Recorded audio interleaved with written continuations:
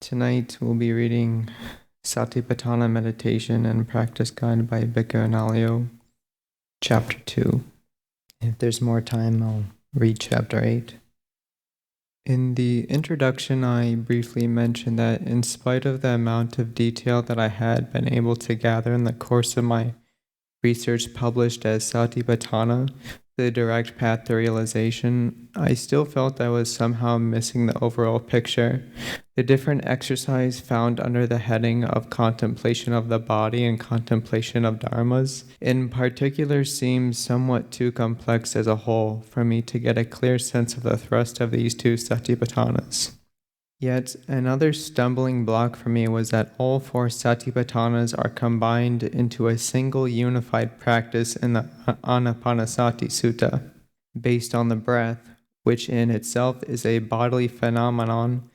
A continuous and seamless progression of meditation leads from one Satipaṭṭhāna to the next. I was unable to see how a similar progression could be achieved in actual practice based on the Satipaṭṭhāna Sutta. Serving the contemplations listed in the discourse, it was not evident to me how they could be developed as a seamless form of practice that mirrors the continuity evident in the Anapanasati Sutta. In a way, it seemed to me only natural that at present Satipaṭṭhāna tends to be taught based on selecting one or perhaps two Satipaṭṭhānas, but not by covering all four. Yet the four right efforts, for example, corresponding to factor 6 of the Noble Eightfold Path, clearly build on and complement each other. The same holds for the four absorptions listed regularly in descriptions of right concentration as factor 8 of the same path. I was unable to envisage how the four Satipaṭṭhānas as factor 7 of this path could similarly be practiced as building on and complementing each other. Could there be a way of bringing all four Satipaṭṭhānas together into a unified continuous mode of practice?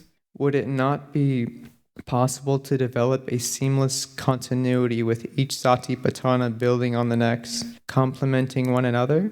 Is there at the same time a simple mode of practice that can be carried into any situation? Such questions were very much on my mind. The solution came to me through a detailed study of the Chinese parallels. This is the topic of my second book, Perspectives on Satipaṭṭhāna. In principle, the discourses found in the Chinese agamas have just as much of a claim as the Pali discourses to being an authentic record of the teachings of the Buddha and his disciples. Placing the Satipaṭṭhāna Sutta side by side with its two Chinese parallels enabled me to discover the common ground between them and the differences.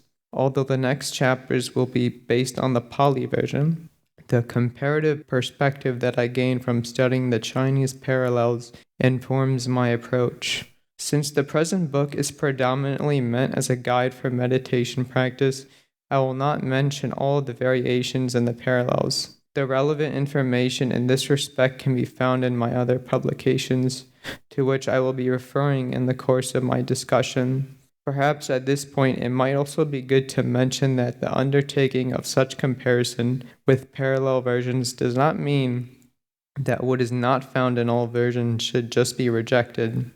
It is more like positioning different pieces before our eyes, placing them either towards the front or more towards the back. In other words, those exercises that are common to the parallel versions can be in the foreground and allowed to become more prominent as expressions of a particular Satipaṭṭhāna. Other exercises not found in all versions simply stand somewhat more in the background. Contemplation of the body. Based on such positioning, 3 exercises emerge as the common ground of body contemplation. These are contemplation of the anatomical parts, of the elements, and of a corpse in decay. I understand these 3 to stand for the cultivation of insight into 3 dimensions of the nature of the body. The first deconstructs the projections of beauty and sexual attractiveness onto the body. The second reveals the empty nature of material existence as manifest in the body. The third drives home the mortality of the body.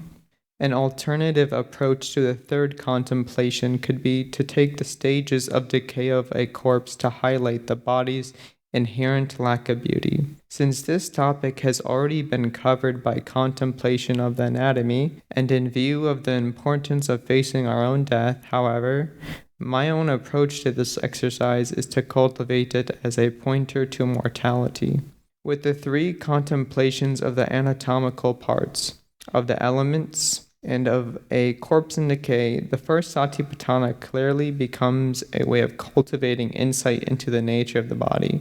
In other words, the task here is not so much using the body to cultivate mindfulness, but rather using Satipaṭṭhāna contemplation to cultivate a lessening of attachment to the body. The basic thrust of contemplation of the body also emerges from a discourse in the Satipaṭṭhāna Samyutta, which recommends that Satipaṭṭhāna should be taught to beginners who have just ordained. In the case of the first Satipaṭṭhāna, beginners should practice in such a way that they understand the body as it really is. Those more advanced in the training continue the same practice for the sake of a penetrative understanding of the body. Fully awakened ones still cultivate contemplation of the body. They do so by being free from any attachment to it.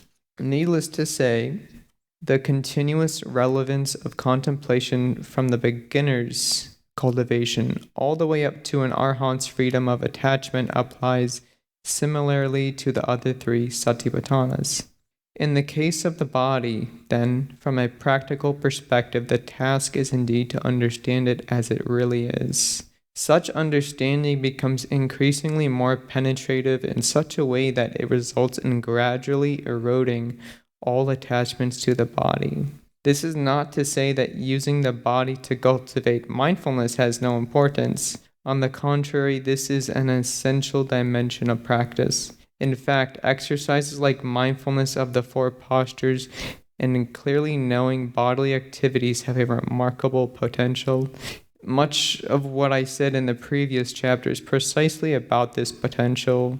But in order to cultivate Satipaṭṭhāna in such a way that it becomes the direct path to liberation, the type of insight that can be developed with these three contemplations of the body offers a major contribution. Contemplation of dharmas. The situation with contemplation of dharmas also shows substantial differences. With contemplation of feelings and the mind, the parallels are fairly close to each other. Strictly speaking, what remains as the common core of this contemplation in the Satipaṭṭhāna Sutta and its two Chinese discourse parallels is the cultivation of the awakening factors. I add to this also contemplation of the hindrances, as this is found in two versions and at least referred to in the third. In fact, cultivation of the awakening factors requires having first of all recognized and then overcome the hindrances, at any rate their gross manifestations.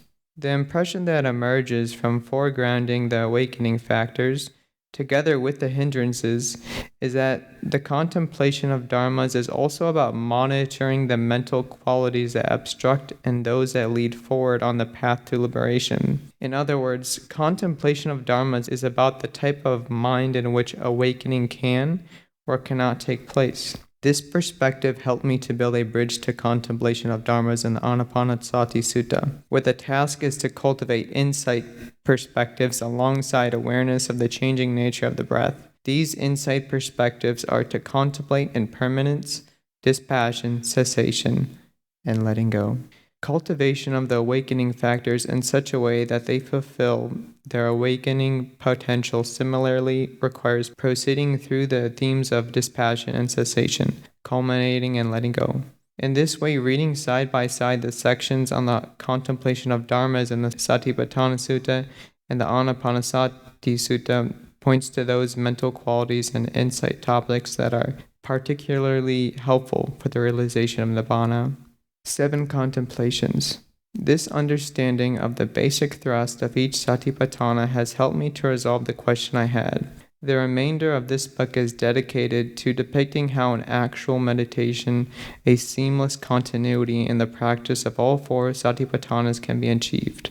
This takes place by progressing through these 7 topics: anatomy, elements, death, feelings, mind, hindrances, awakening factors. The first three cover contemplation of the body. The fourth and fifth correspond to contemplation of feelings and of the mind, respectively, and the last two are modes of contemplation of dharmas. The perspective afforded in this way by comparative study has a precedent in the Theravada Abhidharma. The Vibhanga, in fact, presents an even shorter version of Satipaṭṭhāna. This includes only the anatomical parts for contemplation of the body and just the hindrances and the awakening factors for contemplation of dharmas. I would like to stress again that leaving out some of the exercise mentioned in the Satipaṭṭhāna Sutta and instead focusing on those that are common to all versions does not imply any form of devaluation. The purpose is simply to allow a focus on what seems most essential. In fact, the mode of practice I will be presenting in this book also covers central aspects and themes of the exercises that are not explicitly included. One practice not included concerns the 4 steps of mindfulness, a breathing that in the whole scheme of 16 steps in the Anapanasati Sutta correspond to contemplation of the body. In relation to contemplation of the corpse, the instructions I present incorporate awareness of the process of breathing as a reminder of mortality. In this way, directing mindfulness to the breath is still part of contemplation of the body in the form I am presenting it here, even though it does not feature as an exercise on its own and does not involve the 16 steps. The same implicit inclusion holds for contemplation of bodily postures and clearly knowing bodily activities. As mentioned in the previous chapter, the gist of these 2 exercises naturally emerges due to the central importance given to mindfulness of the whole body in the mode of practice I describe here. Similar to the 3 contemplations of the body that are not explicitly included, 3 contemplations of dharmas from the Satipaṭṭhāna Sutta are also not in the above listed of 7 topics. One of these concerns directing mindfulness to the impermanent nature of the 5 aggregates. Such awareness nevertheless builds up naturally with my instructions for the first 3 Satipaṭṭhānas. With contemplation of the mind, these instructions culminate in a comprehensive meditative experience of the impermanent nature of all aspects of experience, encompassing body, feeling, perceptions, thoughts, and mental states. The net result of such practice is fairly similar to contemplation of the arising and passing away of the 5 aggregates described in the Satipaṭṭhāna Sutta. The main mode of practice I recommend adopting after having worked through the specific exercises is open awareness of whatever happens at any sense door, based on remaining grounded in whole body mindfulness. This fulfills central elements of contemplation of the 6 sense spheres as described in the Satipaṭṭhāna Sutta, which is concerned in particular with drawing attention to the fettering force of sense experience. The 4 Noble Truths, although not taken up explicitly, underlie the approach to the 4 Satipaṭṭhānas I present. I will come back to this topic in the conclusion, as appreciating this correlation requires familiarity with the details of the implementation of the 4 Satipaṭṭhānas I present in the chapters between the present and the last. Mindfulness in daily life. The progression through the 7 practices that I take up explicitly converges on an element of simplicity, mindfulness of the whole body. I visualize the practice I present in the ensuing pages as a wheel, which I will be referring to as the wheel of practice. This wheel has 7 spokes, which are the 7 Satipaṭṭhāna contemplations. The 3 bodily spokes of contemplating the anatomical parts, the elements, and a corpse in decay, followed by 1 spoke each for the contemplations of feelings, mental states, the hindrances, and the awakening factors. The hub of this wheel is mindfulness of the body. Mindfulness of the body is the hub of the wheel, is the entry door into a simple mode of practice that can be undertaken in any situation. Whatever we may be doing, the body is there. Becoming aware of the body in the way I recommend here is to the sense body, to feel it. Being aware of that felt sense of bodily presence takes place in a mental state of awareness of the present moment. Every moment of cultivating this practice and relating it in some way to insight is yet another step forward on the path to liberation, reflecting the main thrust of the 4th Satipaṭṭhāna. In short, in any situation we can simply touch down on some aspect of the body, thereby coming back to the presence of the body. Feeling it and being aware of the mind that knows the felt presence of the body can be considered as establishing the three-dimensionality of the first three Satipaṭṭhānas in daily life. The fourth dimension, which is to relate the whole situation to progress, to liberation, comes to the awareness that whatever happens is a changing process. It is impermanent. Time is in a way our conceptualization of change. Past, present, and future are what has changed, what is changing, and what will change. Measuring time in units, however useful it may be, can at times come with an underlying nuance of attempting to control change. Yet, in the end, we invariably find that change is outside of our control. In this way, we end up being controlled by our own conceptualizations of time. Time becomes what we never seem to get enough of. Always under time pressure, always under stress, we keep having no time. Simply becoming aware of change, of the process character of all our experience, helps to counter this tendency. It undermines our unconscious attempt to control change, and it frees us from taking time too seriously. This makes us less vulnerable to time-related stress. Combining central aspects of all four Satipaṭṭhānas into a single and simple mode of practice facilitates maintaining continuity between detailed Satipaṭṭhāna contemplations, usually undertaken during formal meditation in everyday situations. Basic awareness of these four domains of Satipaṭṭhāna meditation in daily life can, according to the situation and our personal needs, lead on to a closer look at any of these four. Feeling the body can lead on to exploring other feelings, if this seems appropriate. A mental state of present moment awareness offers an easy entry door into recognizing the condition of our own mind, should this be relevant. This orientation towards awakening as the central driving force of contemplation of dharmas, encapsulated in being aware of change, can lead to relating what takes place to the teachings in one way or another. The cultivation of whole body awareness can combine with occasional focus. An example could be listening to a whole orchestra performing music. Within that performance, a solo has its place. Still, the music of the soloist stands out against the background of the silence of the other instruments. The very same performance by this musician would be different if the other members of the orchestra were not present. That sense of suspense, waiting for the other members of the orchestra to join, would no longer be there. Similarly, within the framework of the vast and open receptivity of mindfulness that is grounded in the body, focusing on a single aspect has its place. The only requirement is that this focus should remain grounded within a comprehensive awareness of the whole situation, instead of standing in contrast to it. There is no need for the other members of the orchestra to leave the stage when the soloist performs. In fact, it is their very silent presence that enhances the performance of the soloist. In the same way, there is no need for whole body awareness to be abandoned as soon as we decide to focus on one particular aspect of experience. With practice, it will become increasingly easy for us to focus without losing the overall picture. The definition and the refrain.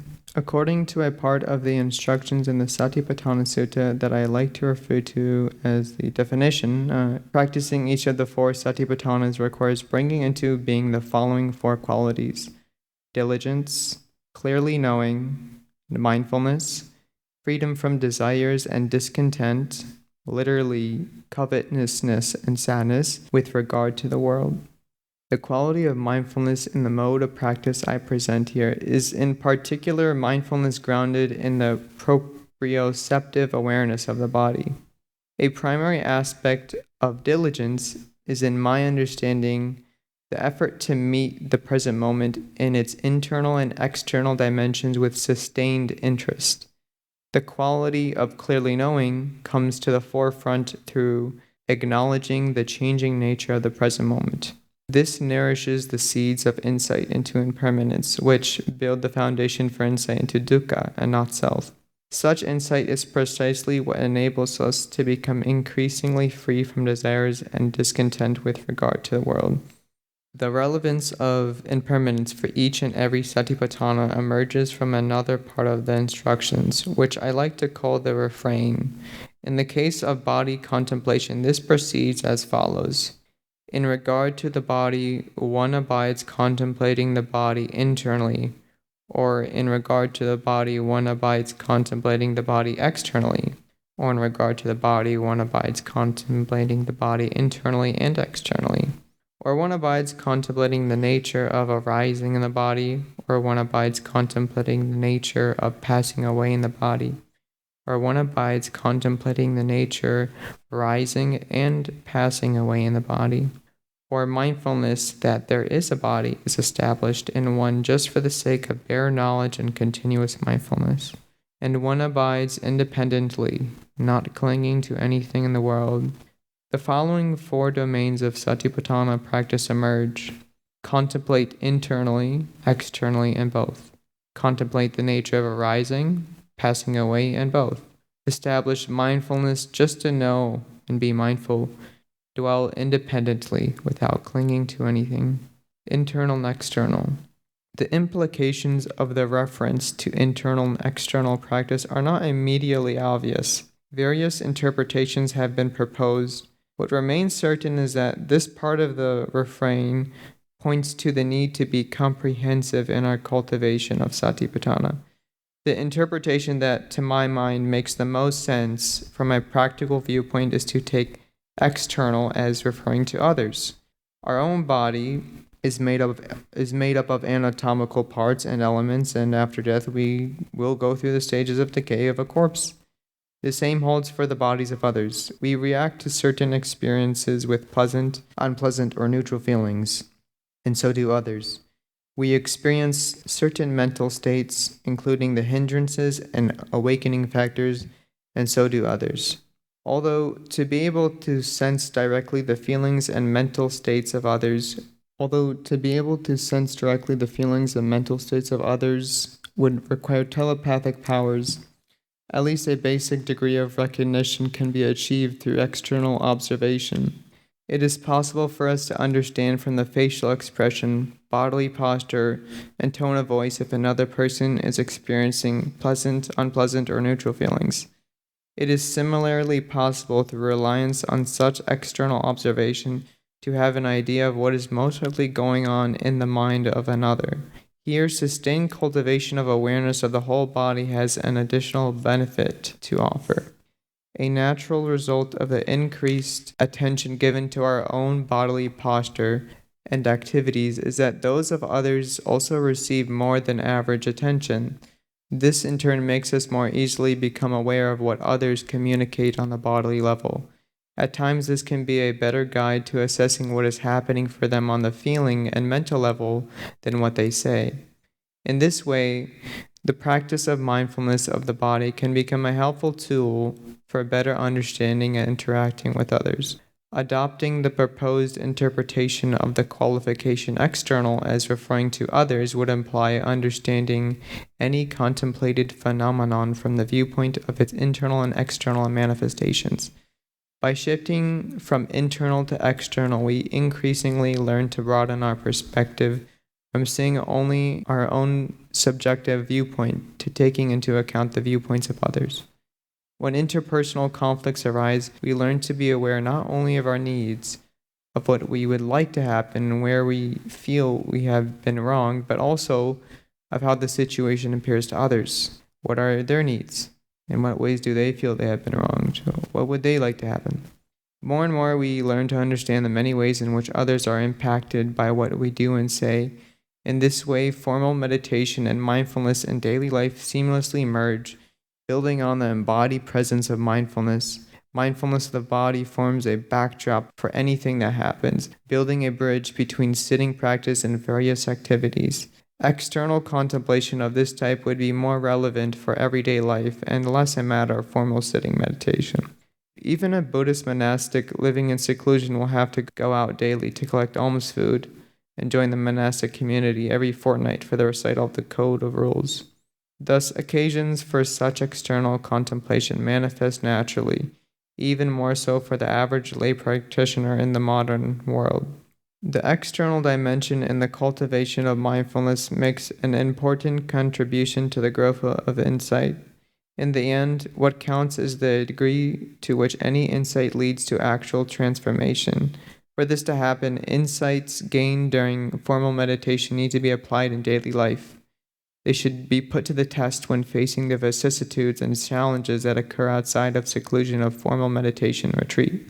Such putting to the test will enable discerning the true value of any insight and ensure that it becomes so ingrained within through repeated application that it indeed affects substantial and lasting transformation.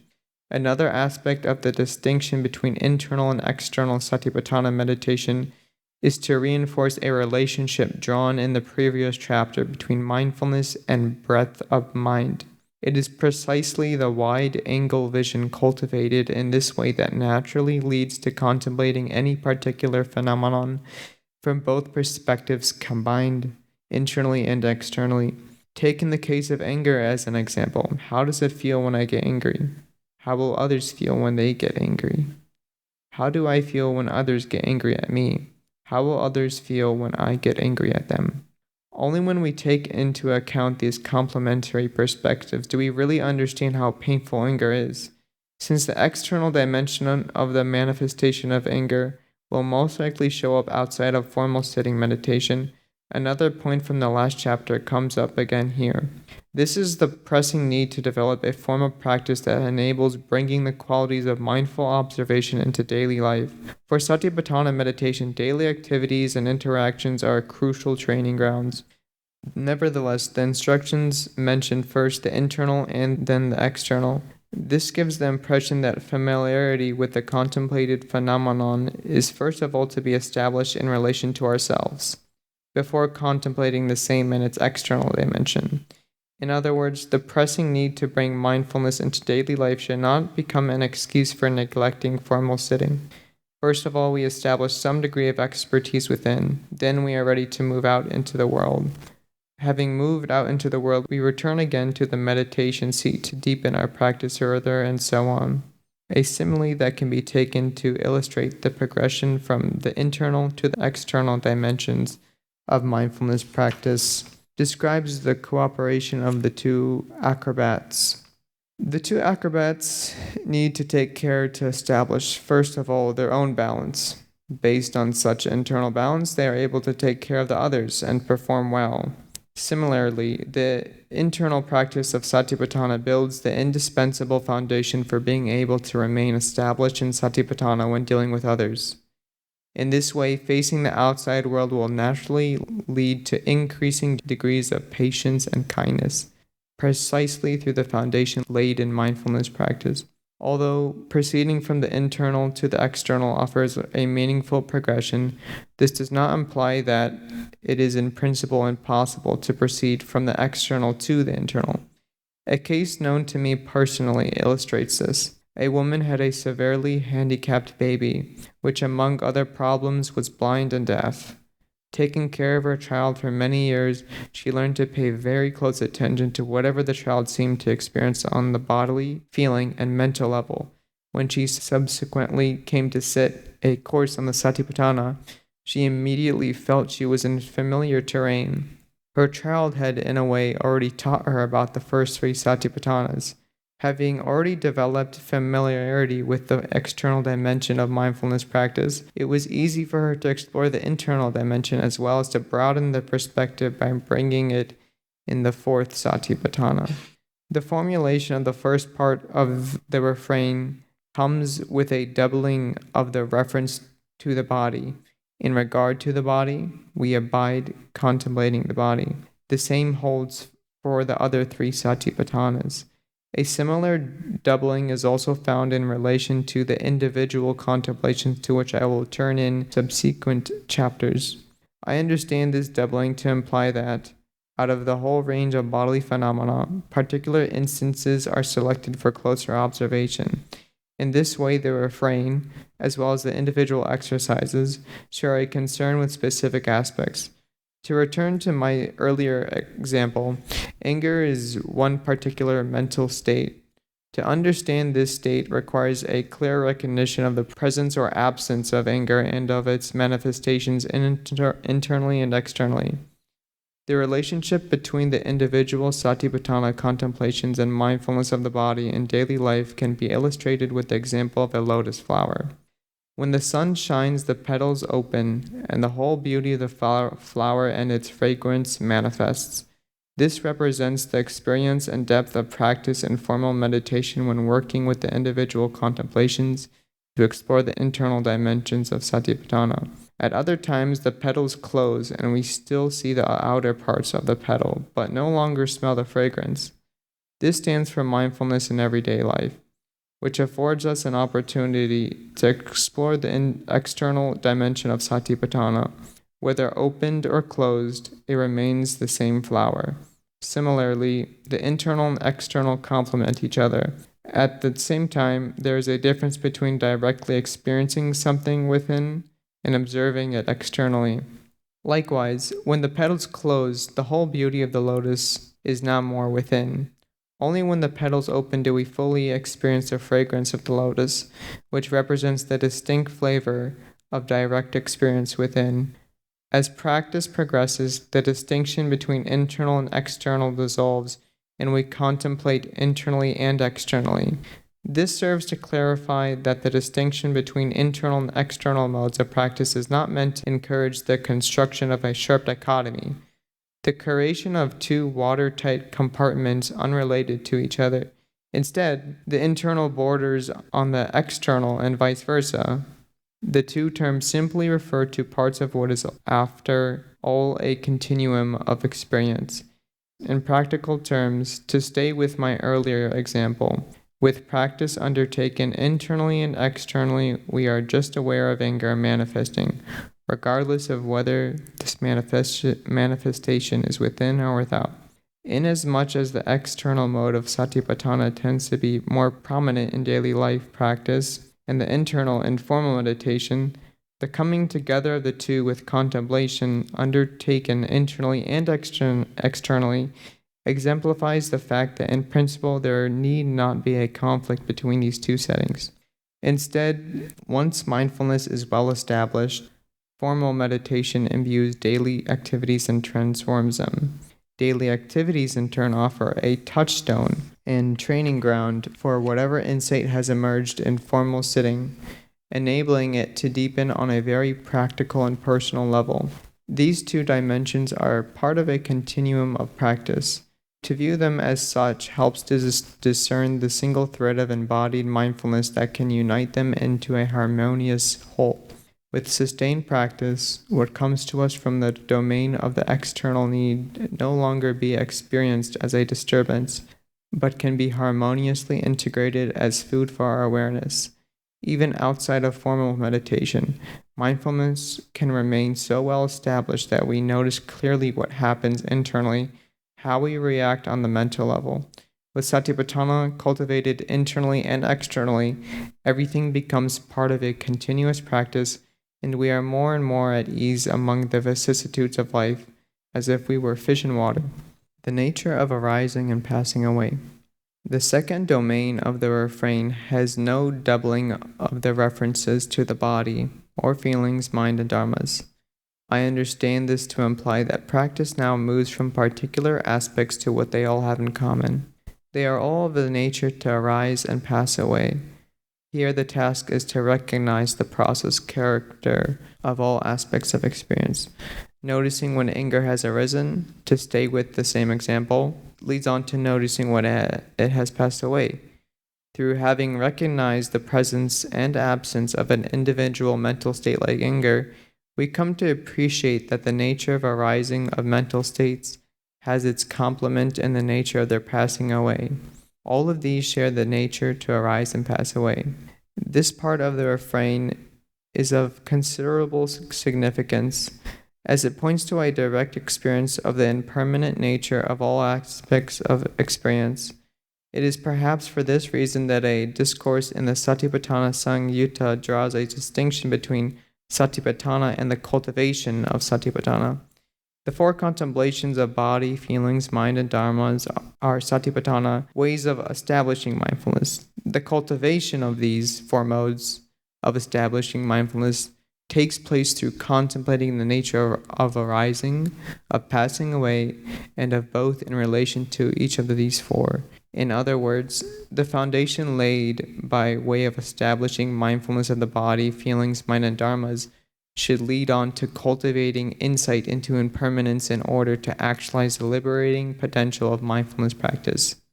Here, it is of further practical significance that the instructions speak of contemplating the nature of arising, the nature of passing away, and the nature of arising and passing away.